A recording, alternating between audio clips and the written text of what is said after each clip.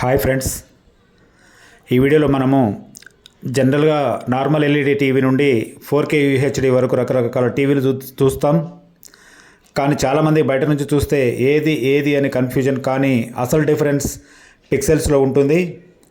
Normal LED టీవీకి అయితే 1280x720 pixels ఉంటాయి. ఫుల్ హెచ్డి టీవీకి అయితే 1920x1080 పిక్సెల్స్ ఉంటాయి.